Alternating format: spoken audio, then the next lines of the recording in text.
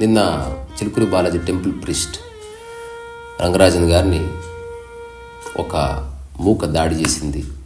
వాళ్ళ సోకాల్డ్ జ్ఞానాన్ని ప్రదర్శిస్తూ సనాతన ధర్మం గురించి గొప్పగా మాట్లాడుతూ ఇక్ష్వాకు వంశం అదిదని చెప్తూ బేసిక్ ఎటికెట్ని మర్చిపోయారు. అంటే అసలు ఒక పెద్ద వ్యక్తిని ఎట్లా మాట్లాడాలి, ఎలా మాట్లాడాలి అన్న కామన్ సెన్స్ కూడా లేని ఆ చేష్టని తెలుగు సమాజాలు కంప్లీట్గా రిజెక్ట్ చేసినాయి. ఈవెన్ ముఖ్యమంత్రి స్పందించిండు, చాలామంది మాట్లాడిండు, నిన్న నేను కూడా మాట్లాడినా, బికాజ్ దట్ ఇస్ రాంగ్. అటువంటిది నేషనల్ లెవెల్లో ఒక కాంట్రవర్సీ జరిగింది ఈ మధ్య కాలంలో, నిన్న మొన్న అనుకుంటా. సో ఇప్పుడు మనకు చాలామంది యూట్యూబర్స్ వచ్చారు. ఇప్పుడు నేను కూడా యూట్యూబర్గా చేస్తున్నాయి. ఇది ఇప్పుడు కమ్యూనిటీ గైడ్లైన్స్ ఉంటాయి. అంటే వేరే ఒక కమ్యూనిటీ తిట్టడం కానీ, వల్గర్ వీడియోస్ పెట్టడం కానీ, లేకపోతే బూతులు మాట్లాడకూడదని కానీ ఇవన్నీ ఉంటాయి. ఒకవేళ అట్లాంటివి చేసావనుకో యూట్యూబ్ గుర్తుపడుతుంది, ఒక కాపీరైట్ క్లెయిమ్, స్ట్రైక్, వార్నింగ్ ఏదో ఒకటి వస్తుంది. అది ఓకే, జరిగింది. కానీ ప్రతి మనిషికి సెల్ఫ్ రిస్ట్రెయింట్ ఉండాలి. జస్ట్ ఫేమస్ కావడమే నీ ఉద్దేశం అనుకో, ఏదైనా చేయొచ్చు. ఇదంతా ఫ్రీ మాధ్యమం ఉంది యూట్యూబ్లో. ఇప్పుడే బూతులు మాట్లాడుతూ చాలా చూస్తున్నాం మనం. జబర్దస్త్ లేకపోతే జస్ట్ బాడీ షేమింగ్ ఉంటుంది, నీచంగా మాట్లాడుకుంటారు, ఒకరినొకరు కించపరుచుకుంటారు. దాన్ని చూసి సమాజం కూడా ఎంజాయ్ చేస్తుంది. ఆమె ఎవరు, సరయు, ఇట్లాంటి వాళ్ళు లిటిల్గా బూతులు మాట్లాడుతూ వీడియోస్ చేశారు. సో ఫస్ట్లో అందరూ నెగిటివ్గా దానికి కామెంట్ చేశారు, ఇది మన భాష కాదు, మన సంస్కృతి కాదని. కానీ చూస్తుంటే వాళ్ళకి సబ్స్క్రైబర్స్ పెరిగాయి, వాళ్ళని బిగ్ బాస్లో పిలిచారు, వాళ్ళకి సినిమా అవకాశాలు వచ్చాయి. అంటే ఏదో విధంగా నువ్వు సమాజంలో పేరు ప్రఖ్యాతులు తెచ్చుకోవాలి. మనకి యూట్యూబ్ అనే ఒక మాధ్యమంలో చాలామంది సెలబ్రిటీస్ ఉన్నారు. ధ్రువ్ రాఠీ అనొకడు, ఇతను రణ్వీర్ అల్లాహ్ బాదియా అనొకడు, ఆ తర్వాత సమయ రైనా అనొకడు. సో వీళ్ళు ఏం చేశారంటే ఒక షో డిజైన్ చేశారు. మనకు చాలా ఫేమస్ షో ఉంది, America got talent, India got talent. So ఆ టాలెంట్ అనే పదాన్ని కొంచెం అటు ఇటు చేసి ఇంకొక ఇంగ్లీష్ పదం ఉంది, లేటెంట్ అని.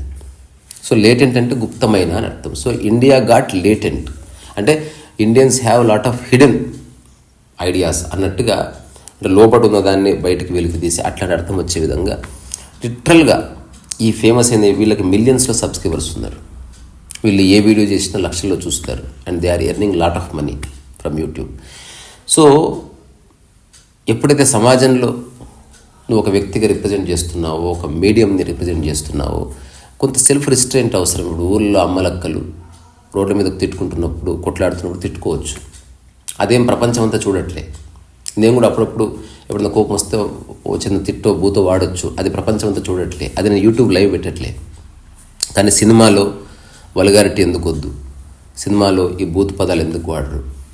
సో వెబ్ సిరీస్ వచ్చిన తర్వాత అది కూడా పోయిందనుకో, సెన్సార్ బోర్డు ఎందుకు ఉంది అంటే సమాజాన్ని ప్రభావితం చేసే వ్యక్తులు సమాజాన్ని పక్కుదో పట్టే విధంగా భాషను వాడొద్దు అన్నది ప్రతి ఒక్కరు అర్థం చేసుకోవాల్సిన విషయం.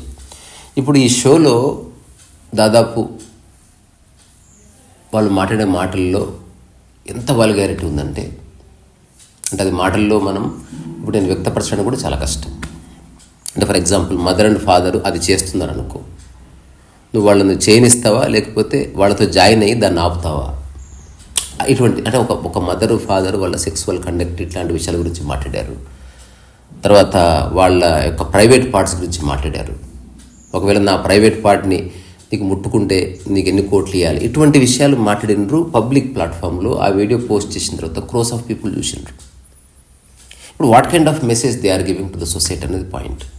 దాదాపు అన్ని టెలివిజన్ ఛానల్స్ అర్ణవ్ గోస్వామితో సహా, రాహుల్ శివశంకర్ కావచ్చు, లేకపోతే ఎందరో మంది యూట్యూబర్స్ సంస్కారవంతంగా చేసేవాళ్ళు ఉన్నారు. ఇప్పుడు నేను మీకు హామీ ఇస్తున్నా, జీవితంలో వల్గర్ కంటెంట్ కానీ, వేరే వాళ్ళని దూషించే కంటెంట్ కానీ, జస్ట్ జనాలు చూస్తారు, సబ్స్క్రైబర్స్ పెరుగుతారని నీచమైన ప్రవృత్తికి పాల్పడకూడదు. జీవితంలో ఎక్కువ డబ్బు సంపాదించకపోతే ఏమవుతుంది? ఆనందం ముఖ్యం కదా, ఒక ఇంటిగ్రిటీ ముఖ్యం. అది లేనప్పుడు ఎందుకు ఆ పేరు ప్రఖ్యాతులు? సరే, నువ్వు మర్డర్ చేసినా నిన్ను సపోర్ట్ చేసేవాళ్ళు ఉండొచ్చు భూమి మీద, అట్లాగే నువ్వు అబద్ధాలు చెప్పినా సపోర్ట్ చేసేవాళ్ళు ఉండొచ్చు. బట్ నీకు తెలుస్తుంది కదా నీ జీవితాన్ని నువ్వు దేంతో నింపుతున్నావు. If you want to fill your life with filth, then would help చేస్తుంది దానికి. So I was really shocked last night. నేను ఆ క్లిప్స్ కూడా చూశాను. ఇంటర్నెట్లో మనం కొడితే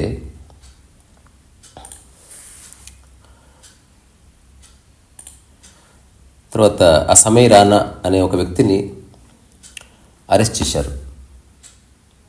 ఎందుకంటే హీ యూస్డ్, అంటే ఆ టీం అంతా వల్గారిటీకి పరాకాష్ట. నిజంగా అసలు సెన్సెస్లో ఉన్నారా, డ్రగ్స్ తాగి ఏదో డ్రగ్స్ చేసి తీసుకొని అట్లా ఏమన్నా మాట్లాడుతున్నారో తెలియదు. అంటే అంత అన్కాన్షియస్గా హఠాత్తుగా ఎట్లా మాట్లాడతారు. దాని తర్వాత ఈ రణ్వీర్ అల్లాహబాదియా అనే వ్యక్తి ఒక పబ్లిక్ అపాలజీ చెప్పాడు. అంటే నేను అట్లా మాట్లాడి ఉండకూడదు, అది నా ఉద్దేశం అది కాదు, అంటే ఏదేమైనా అది దాని కింద కామెంట్స్ చూస్తే యూ విల్ బి సర్ప్రైజ్డ్. అంటే ఎవ్వరు దాన్ని అంగీకరించలేదు. ఎందుకంటే సబ్స్క్రైబర్స్ పోతారన్న ఒకనొక భయంలో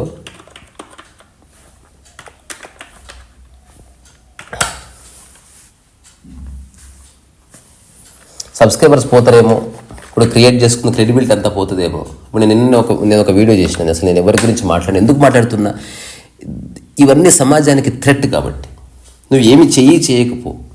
ఇప్పుడు ఇతను మాట్లాడాడు,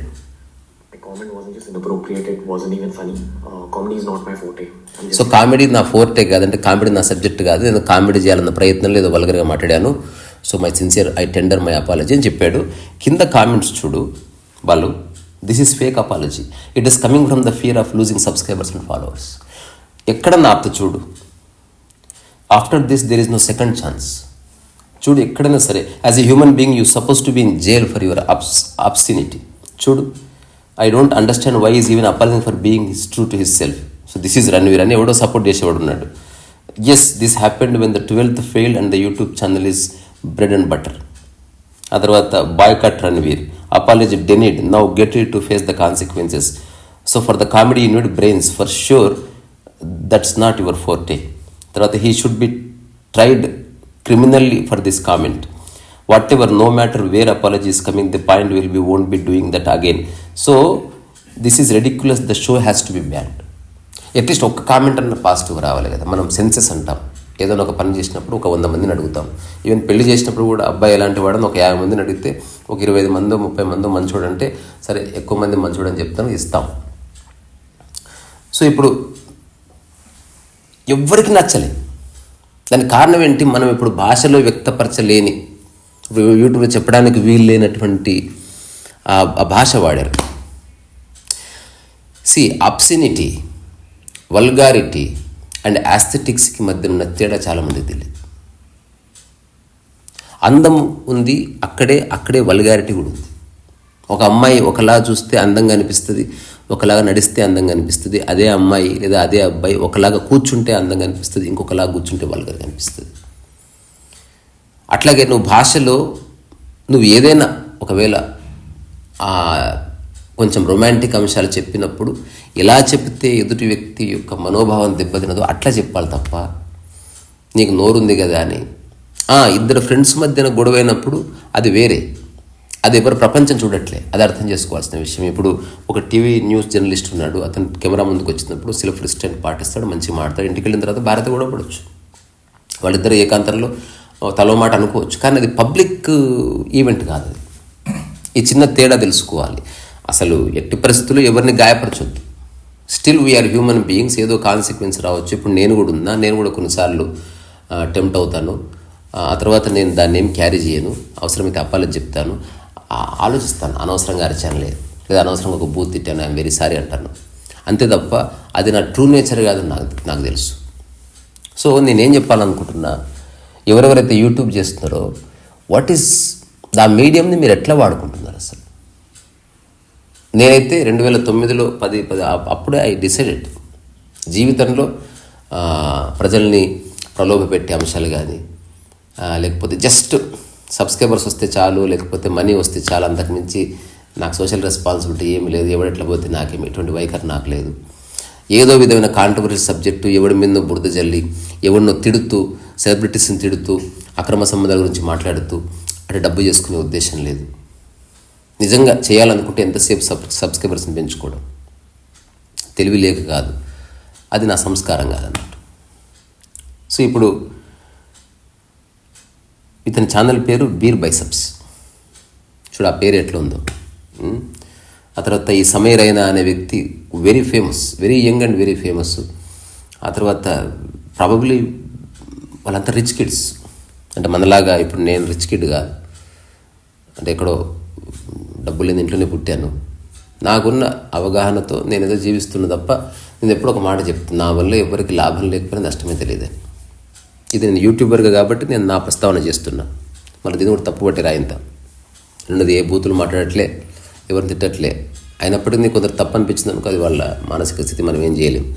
ఏదేమైనా ఒక పబ్లిక్ని ఇన్ఫ్లుయెన్స్ చేసే ఇన్ఫ్లుయెన్సర్స్ సెల్ఫ్ రిస్ట్రెయింట్ పాటించాలి, భాషా సంయమనం కావాలి. వాళ్ళ ప్రతి భంగిమ, ప్రతి హావభావము కొన్ని కోట్ల మంది చూస్తున్నప్పుడు. ఇంకోటి, అవి లేకుండా నువ్వు చాలా చేయొచ్చు. అసలు అది ఉంటేనే వీడియో ఉంటుంది అనేది ఏమీ లేదు. పాపం మాస్టర్ ఎం ఆయనతో ఇంటర్వ్యూ చూసిన నేను, రణ్వీర్ అలహాబాద్ బ్యూటిఫుల్గా చేస్తాడు ఇంటర్వ్యూ, వెరీ క్యూట్ కిడ్, చక్కగా ఉంటాడు, చూడడానికి హీరోలాగా ఉంటాడు, భాష మంచిగా ఉంటుంది, కండక్ట్ బాగుంటుంది. ఇప్పుడు మనం ఉన్నాం అనుకో, నా తెలుగు చక్కగా రాదు, ఇంగ్లీష్ చక్కగా రాదు, ఏమి రాదు, మనకు చిన్నప్పటి నుంచి ఎవడేం నేర్పిలే, మనల్ని ఎవడు సంస్కరించలే. ఏదో మనంతకు మనము, ఇది ఎట్లుందంటే మట్టి తన్ను తాను బొమ్మ చేసుకునేటుంటుందో అట్లున్నాం మనం. వాళ్ళనేమో బొమ్మలుగా చేశారు. అందుకని ఆబ్వియస్గా వాళ్ళ జీవన విధానం బాగుంటుంది, వాళ్ళకే ఆర్థిక సమస్యలు అట్లాంటివి ఏమి ఉండవు. వాళ్ళ ప్రయత్నం అంతా ఇంకా ఇన్ఫ్లుయెన్స్ చేయాలి, ఇంకా ఫేమస్ అయిపోవాలి. లాస్ట్ ఇయర్ ఇన్ని క్రోస్ వచ్చాయి, ఈసారి మన ఇన్కమ్ ఎంత పెంచుకోవాలి, ఇంకా ఇంటర్నేషనల్ స్టాండర్డ్స్ ప్లాట్ఫామ్స్లో మనం ఎంటర్ కావాలి, లేదా ప్రపంచంలో పెద్ద పెద్ద ఆర్గనైజేషన్స్ ఉన్నాయి, ఆ ప్లాట్ఫామ్స్లో మన షోస్ రావాలి, నెక్స్ట్ టైం మనం షో చేస్తే అమితాబ్ బచ్చన్ రావాలి. ఇట్లాంటి లక్ష్యాలతో వాళ్ళు పనిచేస్తారు. చేసుకొని ఎవడి ప్రయాస వాడితే దానివల్ల వాడు పొందే ప్రాప్తం వాళ్ళది. కానీ మీరు వీలైతే అసలు కాంట్రవర్సీ ఏమిటి అన్నదాన్ని మనం కనుక మీరు ఇంటర్నెట్ వెతకండి. సో నేను కూడా ఏదైనా ఒకటి ఓపెన్ చేసి ఊరికే చదువుతా, and then you will understand what is the controversy అన్నది.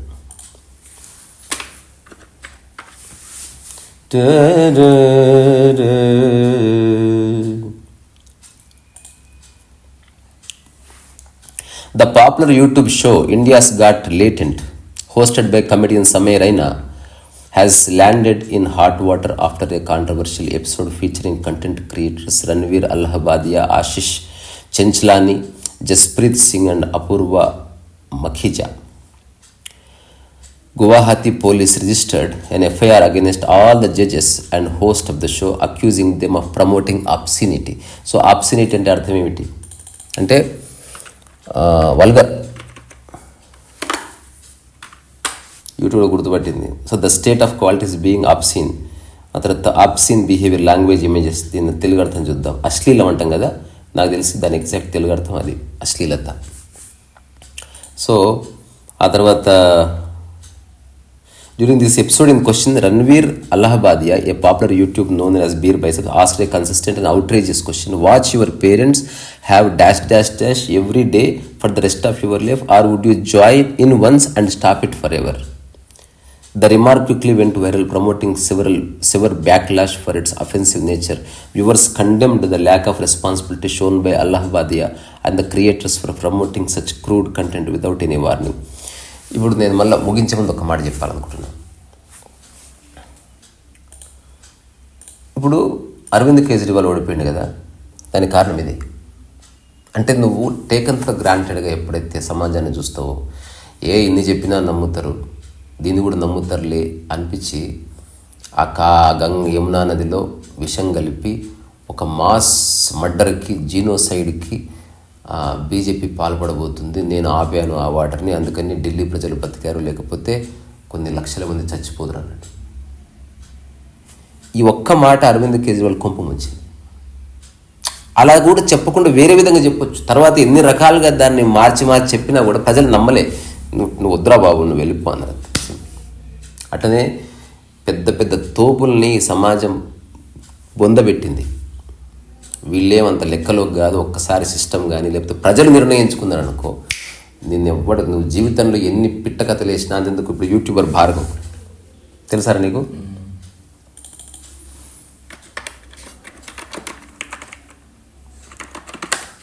వీడు ఈ పిల్లగాడు. ఇప్పుడు యావజ్జీవ శిక్ష పడ్డది వీడికి. ఎందుకు పడ్డది అంటే ఏం చేసినప్పుడు ఎక్కడ బయటకు పోయిన అందరు చేతులు లేపుతున్నారు, ఫోటోలు దిగుతున్నారు. కండకావరం, అహంకారం వచ్చేసింది, బలుపు, ఏం చేసినా చెల్లుతుంది. సో ఇంకా మేజర్గానే అమ్మాయి మీద లైంగిక దాడికి పాల్పడ్డాడని రుజువైంది. తీసుకుపోయి అతను ఒక వీడియో కూడా రిలీజ్ చేసిండు. నేను ఇంత గొప్పోడిని, అటువంటిది కాదు, నా గురించి మీకు తెలియదా. ఎవ్వడు నమ్మలే, నోబడీ బిలీవ్డ్. ఇంకా వర్డిక్ట్ రాలే, ఏమి రాలే, తెలిసిపోతుంది ఒక మనిషి మాట్లాడుతున్నాం. అందుకని నేను చెప్పాలనుకుంటున్నా మిత్రులారా, జీవితంలో ఏ డబ్బు లేకపోయినా పర్వాలేదు, నీకు ఎక్కడ గిల్ట్ రాకుండా చూసుకోండి. ప్రజలు ఇవాళ ఉంటారు, రేపు పోతారు. ఏ ప్రజలను నువ్వు స్పష్టంగా చూడవు, నీ అభిమానులు అంటావు కానీ ఒక్కడి పేరు కూడా తెలియదు. ఓన్లీ మన ఇంట్లో ఉన్న 5-6 మంది పేర్లు ఎట్లయితే ఒక కామన్ మ్యాన్కి తెలుసో, ఒక కోటీశ్వరుని కూడా 10-20 మంది పేర్లు తెలుసు అంతే. మిగతా వాళ్ళందరికీ హాయ్ హలో హాయ్ అని ఇస్తుంది, అభిమానం ఉంటుంది. అది శాశ్వతం కాదు అది. సో నీ ప్రశాంతత, నీ ఆనందము, కాంట్రవర్సీలు అనేది ప్రపంచంకు సంబంధించిన ఒకనొక పీడ. దాంట్లో పడ్డం వల్ల కిక్ వస్తుంది తాత్కాలికంగా. ఎంతకాలం చేస్తావు కాంట్రవర్సీస్? ఒకవేళ చేస్తే ప్రపంచాన్ని అట్రాక్ట్ చేయాలనుకుంటే ఒక జార్జ్ బెర్నార్డ్ షా లాగానో, లేకపోతే ఒక బాబ్ డిలాన్ లాగానో, లేకపోతే రాబర్ట్ రిప్లే లాగానో ఇంటెలిజెంట్గా చేయాలి. ఇట్లాంటి తప్పుడు ధోరణుల్లో కాదు. So I personally as a YouTuber I condemn this kind of behaviour. ఎందుకు చెప్తున్నా ఇట్లా? నేను ఎప్పుడు చేయను. వాళ్ళు చేయడం తప్పు కాదు, వాళ్ళని కోట్ల మంది చూస్తున్నారు. యూట్యూబ్ కాబట్టి చిన్నపిల్లలు వీడియో ఆన్ చేసినా వస్తుంది. అందుకని ఎవడు ఎట్లా ఇన్ఫ్లుయెన్స్ అవుతాడో తెలియదు. ఇప్పుడు చాగంటి గారు ఉన్నారు, గరికపాటి గారు ఉన్నారు, ఎంత చక్కగా ఎంతో మాట్లాడతారు. ఎక్కడ అశ్లీలత ఉండదు, వల్గారిటీ ఉండదు, అన్నీ జోకులు వేస్తారు, అన్నీ చేస్తారు. బట్ ఎక్కడో చూడడం వల్ల గాయమైనప్పుడు అపాలజీ కూడా చెప్తారు వాళ్ళు, వాళ్ళ విజ్ఞతకి వదిలేస్తారు అంతే. సో ఇప్పుడు కొందరు అపాలజీ చెప్పినప్పుడు ఈ సమాజం అంగీకరించదు.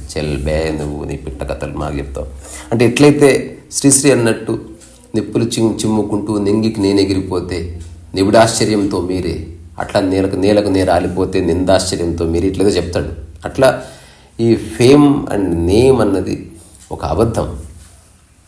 దానికోసం నువ్వేదో పని చేస్తుంటే పేరు వస్తే వేరు. ఇప్పుడు విన్సెంట్ వ్యాంగో పెయింటింగ్లు వేస్తూ ఉండగా విన్సెంట్ వ్యాంగోని ఎవరు కించపరచలేరు. ఆయన జీవించలేడు ఇప్పుడు. స్టిల్ విన్సెంట్ వ్యాంగో స్టిల్ జీవితకాలం ఉంటాడు. అట్లా ఇన్ని జనరేషన్స్ అయినా ఎవరో ఒకరు విన్సెంట్ వ్యాంగో ఒరిజినల్ పెయింటింగ్ కొనలేకపోయినా, చూడలేకపోయినా ఇంటర్నెట్లో చూసి దాన్ని ప్రింట్ తీసుకొని గొడవ పెట్టుకుంటారు. రియల్ క్రెడిబిలిటీ ఎట్లా ఉంటుంది? రమణ మహర్షి ఎవరన్నా అతని ఇమేజ్ని డ్యామేజ్ చేయగలరా? ఒకవేళ నేను కోరుకుంటే నా లైఫ్లోకి పేరు లేదా అట్లా ఏదైనా వస్తే అట్లా రమణ మహర్షికి వచ్చినట్టు రావాల్సిందే. అంటే నా ప్రయత్నం ఏమీ లేదు, అయినప్పటికీ ఎవరో గుర్తించారనుకో, అది పూర్తి వాళ్ళ ఇంటెలిజెన్స్. దట్స్ వాళ్ళ, అందువల్ల ఆ క్రెడిట్ అంతా వాళ్ళకే పోతుంది, మనం క్లెయిమ్ చేసుకోవడానికి. అట్లా కాకుండా నీవు ఫేమస్ అవ్వడానికి ట్రై చేసి నీకేదో 1 కోటి మంది సబ్స్క్రైబర్స్ ఉన్నారని నువ్వు విర్రవీగిపోయినావు అనుకో, అన్సబ్స్క్రైబ్ చేసుకోవడం ఎంతసేపు 1 కోటి మంది, అప్పుడు నువ్వెవడు? You are nobody. అప్పుడు చస్తావు. అందుకని 90% యూట్యూబ్ ఛానల్స్లో కంటెంట్ అంతా కూడా వాళ్ళ అధ్యయనం కాదు, ఏమీ కాదు. ఎవరినో తిట్టుకుంటూ, సినిమా సీన్లు పెట్టుకుంటూ, ఏదో అంటే వాళ్ళకి సంబంధించిన అనుభవం ఏది ఉండదు.